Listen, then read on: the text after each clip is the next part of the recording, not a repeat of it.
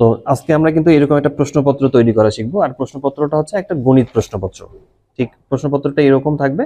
আর আমরা প্রশ্নপত্রটা এইদিকে প্রথমের অংশ লিখবো এবং হচ্ছে পরের যে অংশটা আছে সেটা হচ্ছে এরকম একটা অংশ লিখবো।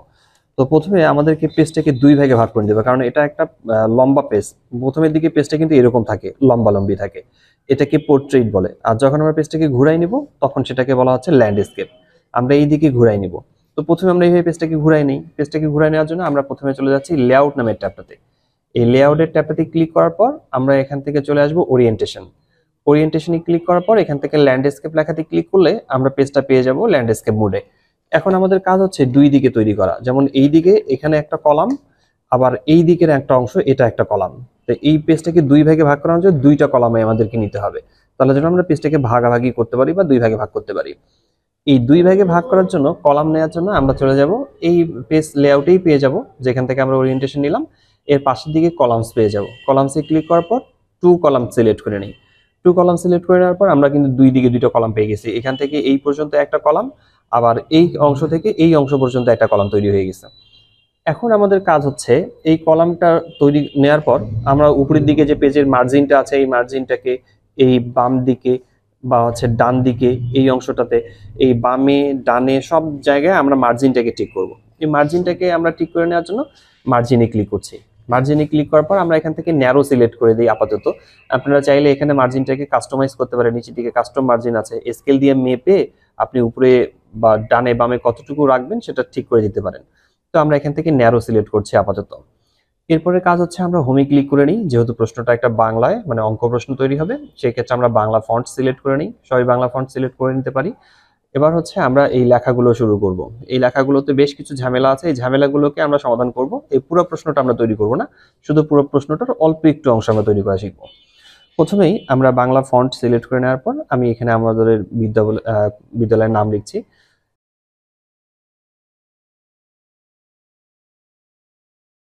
এবার হচ্ছে শ্রেণী। শ্রেণী আমি এখানে দিয়ে দিচ্ছি পঞ্চম শ্রেণী। পঞ্চম কথাটাই লিখে নিই। এবার হচ্ছে বিষয় লিখি, বিষয়, তারপর হচ্ছে গণিত।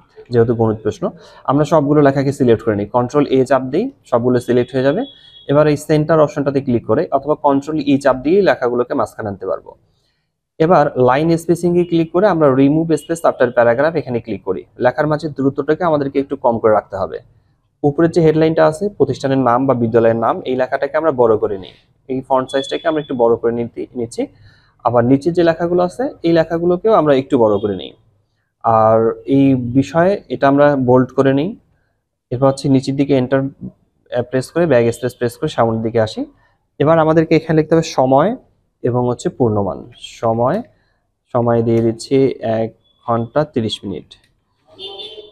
আর ট্যাব বাটন প্রেস করে আমরা এইদিকে আসি, এখানে লিখে দিই পূর্ণমান।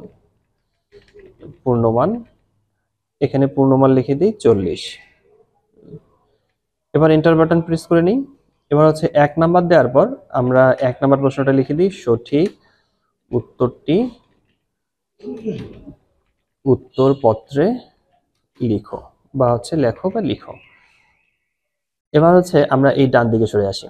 এখানে একটা বিষয় খেয়াল করতে হবে, যেমন এই প্রশ্নপত্রে কিন্তু দেয়া আছে, যেমন সঠিক উত্তরপত্রটি লিখতে বলছে 1 গুণন 10 ইকুয়াল হচ্ছে 10, এটা আমাদেরকে লিখতে হবে। এখন আমরা কিবোর্ডটাতে কিন্তু কোথাও কিন্তু গুণন চিহ্নটা খুঁজে পাই না। যেমন আমি এখানে লিখলাম 1, এখন গুণন চিহ্নটা ব্যবহার করব। এর জন্য আমাদেরকে যেতে হবে ইনসার্ট নামের ট্যাবটাতে। এবার আমরা এখান থেকে আসছি সিম্বলে। সিম্বলে ক্লিক করার পর এখান থেকে মোর সিম্বল লেখাটাতে ক্লিক করি।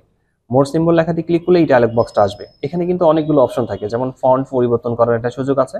যেমন এখানে সিম্বলে ক্লিক করলে অনেকগুলো লেখা থাকে, আমাদের এখানেও উইন্ডিংস লেখাটা সিলেক্ট করা থাকতে পারে, যেমন অনেকের কম্পিউটারে এটা সিলেক্ট করা থাকে। সেই ক্ষেত্রে আপনাদের করতে হবে কি, এখানে ক্লিক করে আপনারা উপরের দিকে উঠায় এখানে সিম্বল লেখাটা খুঁজে বের করবেন। দেন এখান থেকে খুঁজে বের করবেন যে ইনটু সাইনটা কোথাও আছে কিনা। আর নিচের দিকে যদি এখানে থাকে তাহলে বুঝতে হবে যে আপনার এটা আগে থেকে ব্যবহার করা হয়েছিল। যেমন এখানে রিসেন্ট ইউজ সিম্বল এখানে দেওয়া আছে।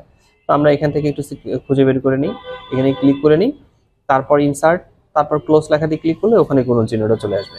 এরপর লিখি 10 সমান, তারপর হচ্ছে 10 দিয়ে দিই। আমাদের এটা কিন্তু হয়ে গেল। এবার আমরা এন্টার বাটন প্রেস করে নিই। এখন নিচের দিকে এখানে আরো কি কি আছে, যেমন দেওয়া আছে 5 যোগ 3 বিয়োগ 2, একটা বক্সের ভিতরে এই সংখ্যাটার টিক চিহ্ন দিতে হবে বা লিখতে হবে। এভাবে দেওয়া আছে। আর এই নিচের দিকে এখানে যেমন এই যে লেস দেন, গ্রেটার দেন, এই চিহ্নগুলো আমরা কোথায় পাবো? আমি এগুলো লিখছি না, আমি আপনাদেরকে দেখাবো এই 3 নাম্বারটা, সেটা হচ্ছে 6 এর এই 2 এর 12 কত হয় এটা আমরা বের করব। এটা বের করার জন্য আমি 3 নাম্বারটাতে চলে যাচ্ছি। 3 নাম্বার প্রশ্নটা আমি লেখা শুরু করি, বাকিটা আপনারা পারবেন। 3 নাম্বার প্রশ্নটাতে বলছে সেটা হচ্ছে 6, আমরা এখানে লিখি 6 এর, এখন বিয়োগ দিয়ে দিলাম। এখন আমরা যদি উপরের দিকে লিখতে চাই, যেমন উপরের দিকে লিখতে হবে এখানে 2 আর নিচের দিকে 12, তাহলে এই কাজটা করার জন্য আমরা চলে যাব ইনসার্ট নামের ট্যাবটাতে। এবার আমরা চলে আসছি এখানে ইকুয়েশনে। এই যে এইদিকে আমরা ইকুয়েশন লেখাটা পাবো ডান দিকে উপরে। ইকুয়েশনে ক্লিক করার পর আমরা এখান থেকে ফ্র্যাকশন প্রথমেরটাতে ক্লিক করছি, এই অপশনটাতে। এখানে ক্লিক করার পর আমরা প্রথমেরটাই নিয়ে নিই। এখানে ক্লিক করলে আমরা উপরে এবং নিচের দিকে লেখার সুযোগ পাবো। আমরা উপরের দিকে ক্লিক করে এখানে লিখছি 2 আর নিচের দিকে ক্লিক করে এখানে লিখছি 12। এখন কথা হচ্ছে যে এখানে আমরা যে লিখলাম 2 এবং 12, এই লেখাটা কিন্তু ইংরেজিতে, এটাকে আমাদের কি বাংলা করতে হবে। বাংলা করার জন্য আমরা লেখাটাকে সিলেক্ট করে নিই। এই লেখাটাকে সিলেক্ট করে আমরা এখানে ডিজাইন নামের ট্যাবটাতে ক্লিক করব উপরের দিকে। ডিজাইনের ট্যাবতে ক্লিক করে এখান থেকে পাবেন আপনারা ABC নর্মাল টেক্সট, এই লেখাটাতে ক্লিক করতে হবে। এখানে ক্লিক করার পর হোমে আসতে হবে। হোমে এসে আবার এখান থেকে এসে আপনারা বাংলা ফন্ট সিলেক্ট করে দেন। দেখেন যে এখানে বাংলা লেখাটা চলে আসছে, মানে অর্থাৎ আমরা যে প্রশ্নপত্র যে বাংলা লেখাটা দেখতে পারলাম সেটাই আমরা এখানে দেখতে পাচ্ছি।